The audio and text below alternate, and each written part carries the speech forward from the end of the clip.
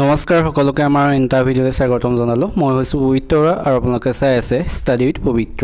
আজি আমি পুনৰ এখন মডেল কুৱেশ্যন পেপাৰ লৈ আহিছোঁ। এখন 13 নম্বৰ মডেল কুৱেশ্যন পেপাৰ। আগৰ কেইখন যোৱা নাই যদি সকলোৱে চাব। এইখন আমি গ্ৰেড 4ৰ বাবে মডেল কুৱেশ্যন পেপাৰ লৈ আহিছোঁ। যিসকল গ্ৰেড 4 এক্সাম দিব সেইসকলৰ বাবে ইম্পৰ্টেণ্ট হ'ব। গ্ৰেড 3 সকলেও চাব পাৰে, সকলোৰে সুবিধা হ'ব। ইয়াত আমি 40টা কুৱেশ্যন আনিছোঁ। 40টাৰ 5 মাৰ্ক ৰাখিছোঁ আমি 25। গতিকে কোনে কিমান নম্বৰ পালে সকলোৱে কমেণ্ট কৰি জনাব বুলি আশা থাকিল। যিসকলে আমাৰ চেনেলটো এতিয়াও ছাবস্ক্ৰাইব কৰা নাই সেইসকলে চেনেলটো ছাবস্ক্ৰাইব কৰি বন্ধু বান্ধৱীৰ সৈতে শ্বেয়াৰ কৰি দিবা। আৰু আমাৰ ভিডিঅ' PDF-সমূহ যদি পাব বিচাৰা ডেছক্ৰিপশ্যনতে আমাৰ টেলিগ্ৰাম লিংকটো আছে। যিসকলে PDF-সমূহ ডাউনলোড কৰি ল'ব বিচাৰা সেইসকলে ল'ব পাৰিবা। তেন্তে আমি ভিডিঅ'টোৰ মাজলৈ যাওঁ। আজিৰ প্ৰথম কুৱেশ্যনটো সুধিছে, ভাৰতৰ বৃহত্তম জনবহুল নগৰখনৰ নাম কি? ভাৰতৰ বৃহত্তম জনবহুল নগৰখনৰ নাম কি সুধিছে। ইয়াত দিছে মুম্বাই, দিল্লী, হায়দৰাবাদ, গুৱাহাটী। ইয়াৰ ৰাইট এনচাৰটো হৈছে অপশ্যন এ, মুম্বাই। মুম্বাই হৈছে ভাৰতৰ বৃহত্তম জনবহুল নগৰ, সকলোৱে মনত ৰাখিবা। আমি তাৰপিছৰ 2 নম্বৰ কুৱেশ্যনটোলৈ আহিছোঁ। 2 নম্বৰ কুৱেশ্যনটো সুধিছে, আনন্দমঠ কাৰ ৰচনা? আনন্দমঠ কাৰ ৰচনা সুধিছে। ইয়াৰ অপশ্যনৰ শুদ্ধ উত্তৰটো হৈছে অপশ্যন চি, বংকিম চন্দ্ৰ চেটাৰ্জী। বংকিম চন্দ্ৰ চেটাৰ্জীয়ে আনন্দমঠখন ৰচনা কৰিছিল, সকলোৱে মনত ৰাখিবা। তাৰপিছত আহিছোঁ 3 নম্বৰ কুৱেশ্যনটোলৈ। 3 নম্বৰ কুৱেশ্যন সুধিছে, শিশু দিৱস কিমান তাৰিখে পালন কৰা হয়? শিশু দিৱস কিমান তাৰিখে পালন কৰা হয় সুধিছে। এইটো সকলোৱে জানিবই চাগে। ইয়াত দিছে 20 জুন, 14 নৱেম্বৰ, 17 জানুৱাৰী, 1 মাৰ্চ। ইয়াৰ ৰাইট এনচাৰটো হ'ব অপশ্যন বি, 14 নৱেম্বৰ। 14 নৱেম্বৰ তাৰিখে শিশু দিৱস পালন কৰা হয়, সকলোৱে জানাই চাগে।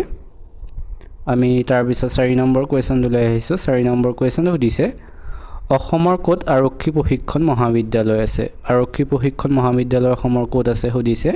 ইয়াৰ ৰাইট এনচাৰটো হৈছে অপশ্যন এ, দেৰগাঁৱত। দেৰগাঁৱত আৰক্ষী প্ৰশিক্ষণ মহাবিদ্যালয় আছে, সকলোৱে মনত ৰাখিবা। দেৰগাঁৱৰ পৰা কোনে কোনে চাই আছে কমেণ্ট কৰিবা। যিহেতু মোৰ ঘৰো দেৰগাঁৱত, কোনে কোনে চাই আছে কমেণ্ট কৰিবা। আমি তাৰপিছত আহিছোঁ 5 নম্বৰ কুৱেশ্যনটোলৈ। 5 নম্বৰ কুৱেশ্যন সুধিছে, ডক্টৰ ভূপেন হাজৰিকাদেৱে কিমান চনত ভাৰত ৰত্ন সন্মান লাভ কৰিছিল? ভূপেন হাজৰিকাদেৱে কিমান চনত ভাৰত ৰত্ন সন্মান লাভ কৰিছিল সুধিছে। ইয়াৰ ৰাইট এনচাৰটো হৈছে অপশ্যন বি, 2019 চনত। 2019 চনত ভূপেন হাজৰিকাদেৱে ভাৰত ৰত্ন সন্মান লাভ কৰিছিল, মৰণোত্তৰৰ বাবে সকলোৱে মনত ৰাখিবা। তাৰ আগত পাইছিলে গোপীনাথ বৰদলৈদেৱে 1999 চনত। 1999 চনত পাইছিলে গোপীনাথ বৰদলৈদেৱে, আৰু তেখেতেই হৈছে ভাৰত ৰত্ন লাভ কৰা প্ৰথম অসমীয়া, সকলোৱে মনত ৰাখিবা। আমি তাৰপিছত আহিছোঁ 6 নম্বৰ কুৱেশ্যনটোলৈ। 6 নম্বৰ কুৱেশ্যন সুধিছে, ইজৰাইলৰ মুদ্ৰাৰ নাম কি? ইজৰাইলৰ মুদ্ৰাৰ নাম কি সুধিছে। ইয়াৰ অপশ্যনৰ শুদ্ধ উত্তৰটো হৈছে অপশ্যন বি, চেকেল। চেকেল হৈছে ইজৰাইলৰ মুদ্ৰাৰ নাম। আৰু ইয়াৰ অপশ্যন এত দিছে জি টাকা। এই টাকা হৈছে বাংলাদেশৰ মুদ্ৰাৰ নাম। আৰু অপশ্যন চিত দিছে জি পেছো। পেছো হৈছে আৰ্জেণ্টিনা, কিউবা, কলম্বিয়া, চিলি এই সকলোবোৰ দেশৰে মুদ্ৰাৰ নাম হৈছে পেছো। আৰু অপশ্যন ডি দিছে যি নেইবা। এই নেইবা হৈছে নাইজেৰিয়াৰ মুদ্ৰাৰ নাম। এই মুদ্ৰাৰ ওপৰত কুৱেশ্যনসমূহ ভালদৰে তোমালোকে চাবা। আমি তাৰপিছৰ 7 নম্বৰ কুৱেশ্যনটোলৈ আহিছোঁ। নৰৱে দেশৰ ৰাষ্ট্ৰীয় প্ৰতীক কি? ৰাষ্ট্ৰীয় প্ৰতীকৰ ওপৰত কুৱেশ্যন। নৰৱে দেশৰ ৰাষ্ট্ৰীয় প্ৰতীক কি সুধিছে। ইয়াৰ ৰাইট এনচাৰটো হৈছে অপশ্যন চি, সিংহ। সিংহ হৈছে নৰৱে দেশৰ ৰাষ্ট্ৰীয় প্ৰতীক। শ্ৰীলংকাৰো ৰাষ্ট্ৰীয় প্ৰতীক হৈছে সিংহ, সকলোৱে মনত ৰাখিবা। আৰু কেংগাৰু হৈছে অষ্ট্ৰেলিয়াৰ ৰাষ্ট্ৰীয় প্ৰতীক। তাৰপৰা আপোনাৰ অপশ্যন বিত দিছে অশোক স্তম্ভ। এইটো সকলোৱে জানাই চাগে, আমাৰ ভাৰতৰ ৰাষ্ট্ৰীয় প্ৰতীক। আৰু অপশ্যন ডিত দিছে গোলাপ। গোলাপ হৈছে ইৰাণ ব্ৰিটিছ গণৰাজ্যৰ প্ৰতীক। এইবোৰ মনত ৰাখিবলগীয়া কুৱেশ্যন, সকলোৱে মনত ৰাখিবা বা লিখি যাবা সকলোৱে পাৰা যদি। নহ'লে PDF-বোৰ ডাউনলোড কৰি তাৰ পৰা লিখি ল'ব পাৰিবা। আমি তাৰপিছত আহিছোঁ 8 নম্বৰ কুৱেশ্যনটোলৈ। 8 নম্বৰ কুৱেশ্যন সুধিছে, ভাৰতত প্ৰথম সূৰ্য উদয় ক'ত হয়? ভাৰতৰ কোন ঠাইত প্ৰথম সূৰ্য উদয় হয় সুধিছে, কোনখন ৰাজ্যত? ইয়াৰ ৰাইট এনচাৰটো হৈছে অপশ্যন এ, অৰুণাচল প্ৰদেশত। অৰুণাচল প্ৰদেশত প্ৰথম সূৰ্য উদয় হয় ভাৰতৰ, সকলোৱে মনত ৰাখিবা। আমি তাৰপিছত আহিছোঁ 9 নম্বৰ কুৱেশ্যনটোলৈ। 9 নম্বৰ কুৱেশ্যন সুধিছে, এখন ৰাজ্যৰ ৰাজ্যপাল হিচাপে নিযুক্তিৰ বাবে ভাৰতৰ সংবিধানে নিৰ্ধাৰণ কৰা ন্যূনতম বয়স কিমান? ৰাজ্যপাল এজন হ'বৰ বাবে কিমান বছৰ বয়স হ'ব লাগে সুধিছে। ইয়াৰ অপচনৰ শুদ্ধ উত্তৰটো হৈছে অপচন ডি 35 বছৰ ৰাজ্য এখনৰ ৰাজ্যপাল হ'বৰ বাবে 35 বছৰ লাগিব এটো সকলোৱে মনত ৰাখিবা আমি তাৰ পিছত আজি 10 নম্বৰ কোৱেশ্চন লৈ আহিছো 10 নম্বৰ কোৱেশ্চন সুধিছে কোনখন বিদেশী দেশে আন্দামান দ্বীপপুঞ্জৰ আটাইতকৈ ওচৰত কোনখন তলৰ বিদেশী দেশ আন্দামান দ্বীপপুঞ্জৰ একেবাৰে ওচৰত সুধিছে ইয়াত দিছে ম্যানমাৰ বাংলাদেশ চীন পাকিস্তান ইয়াৰ ৰাইট এনসাৰটো হৈছে অপচন এ ম্যানমাৰ হৈছে আন্দামান দ্বীপপুঞ্জৰ আটাইতকৈ ওচৰত সকলোৱে মনত ৰাখিবা আমি তাৰ পিছত আহিছো 11 নম্বৰ কোৱেশ্চন লৈ 11 নম্বৰ কোৱেশ্চন সুধিছে অসম পুলিচ দিৱস কেতিয়া পালন কৰা হয় অসম পুলিচ দিৱস কেতিয়া পালন কৰা হয় সুধিছে ইয়াৰ অপচনৰ শুদ্ধ উত্তৰটো হৈছে অপচন বি 1 অক্টোবৰ তাৰিখে অসম পুলিচ দিৱস পালন কৰা হয় সকলোৱে মনত ৰাখিবা আমি তাৰ পিছত 12 নম্বৰ কোৱেশ্চন লৈ আহিছো 12 নম্বৰ কোৱেশ্চন সুধিছে মাদাৰ টেৰেছাৰ প্ৰতিষ্ঠা কৰা আশ্ৰমখনৰ নাম কি মাদাৰ টেৰেছাৰ কোনখন আশ্ৰম প্ৰতিষ্ঠা কৰিছিল সুধিছে ইয়াৰ ৰাইট এনসাৰটো হৈছে অপচন সি নিৰ্মল হৃদয় মাদাৰ টেৰেছাৰ প্ৰতিষ্ঠা কৰা আশ্ৰমখনৰ নাম হৈছে নিৰ্মল হৃদয় সকলোৱে মনত ৰাখিবা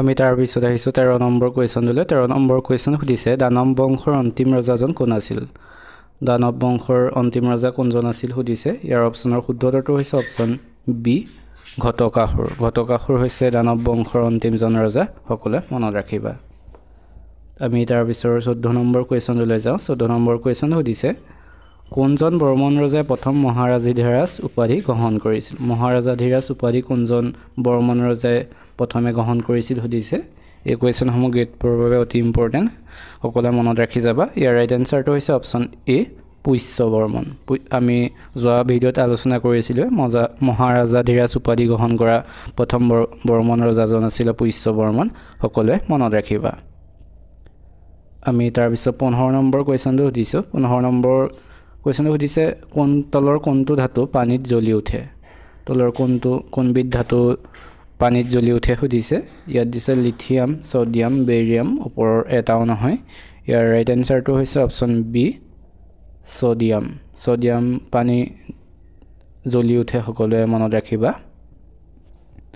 আমি তাৰ পিছত আহিছো 16 নম্বৰ কোৱেশ্চন লৈ 16 নম্বৰ কোৱেশ্চন সুধিছে অৰ্জুন বঁটা বিজয়ী প্ৰথম অসমীয়া ব্যক্তি কোন অৰ্জুন বঁটা বিজয়ী প্ৰথমজন অসমীয়া ব্যক্তি কোন সুধিছে এটো সকলোৱে জানে চাগে ইয়াৰ ৰাইট এনসাৰটো হৈছে অপচন এ ভোগেশ্বৰ বৰুৱা হৈছে অৰ্জুন বঁটা বিজয়ী প্ৰথম অসমীয়া তেখেতে 1966 চনত অৰ্জুন বঁটা লাভ কৰিছিল সকলোৱে মনত ৰাখিবা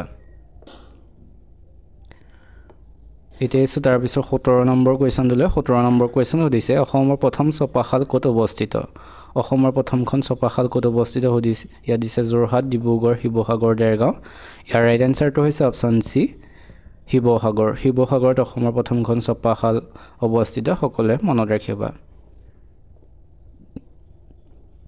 তাৰ পিছত 18 নম্বৰ কোৱেশ্চন লৈ আহিছো 18 নম্বৰ কোৱেশ্চন সুধিছে প্ৰথম অসমীয়া ছপা উপন্যাসখনৰ নাম কি প্ৰথম অসমীয়া ছপা উপন্যাসখনৰ নাম কি সুধিছে ইয়াত দিছে সুৰভি লাহৰী ইয়াৰউইংগম মালছ ইয়াৰ ৰাইট এনসাৰটো হৈছে অপচন বি লাহৰী হৈছে প্ৰথম অসমীয়া ছপা উপন্যাস সকলোৱে লিখি যাবা আমি তাৰ পিছত আহিছো 19 নম্বৰ কোৱেশ্চন লৈ 19 নম্বৰ কোৱেশ্চন সুধিছে অসমৰ তৈলনগৰী বুলি কোন ঠাইক কোৱা হয় তৈলনগৰী বুলি অসমৰ কোনখন ঠাইক কোৱা হয় সুধিছে ইয়াৰ ৰাইট এনসাৰটো হৈছে অপচন এ ডিগবৈ অসমৰ তৈলনগৰী বুলি কোৱা হয় সকলোৱে মনত ৰাখিবা তাৰ পিছত আহিছো আজিৰ 20 নম্বৰ কোৱেশ্চন লৈ আজিৰ 20 নম্বৰ কোৱেশ্চন সুধিছে 1958 চনত কোন অসম সাহিত্য সভাৰ সভাপতি হৈছিল 1958 চনত অসম সাহিত্য সভাৰ কোন সভাপতি হৈছিল সুধিছে ইয়াৰ ৰাইট এনসাৰটো হৈছে অপচন বি পদ্মধৰ চলিহা হৈছে 1958 চনত অসম সাহিত্য সভাৰ সভাপতি যি তিনিচুকীয়া অধিৱেশন হৈছিল 1958 চনত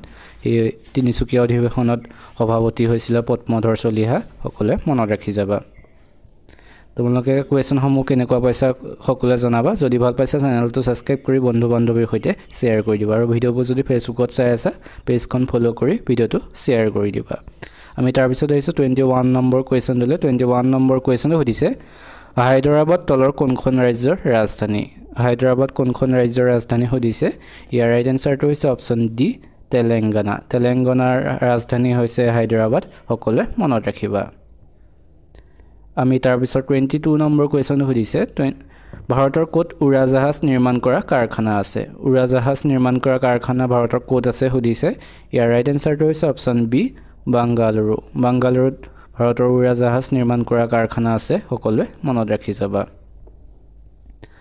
আমি তাৰ পিছত 23 নম্বৰ কোৱেশ্চন সুধিছে ভাৰতৰ সংগীত নাটক একাডেমীৰ মুখ্য কাৰ্যালয় ক'ত অৱস্থিত ভাৰতৰ সংগীত নাটক একাডেমীৰ মুখ্য কাৰ্যালয় ক'ত অৱস্থিত সুধিছে ইয়াৰ ৰাইট এনসাৰটো হৈছে অপচন সি দিল্লীত ভাৰতৰ সংগীত নাটক একাডেমীৰ মুখ্য কাৰ্যালয়টো অৱস্থিত সকলোৱে মনত ৰাখি যাবা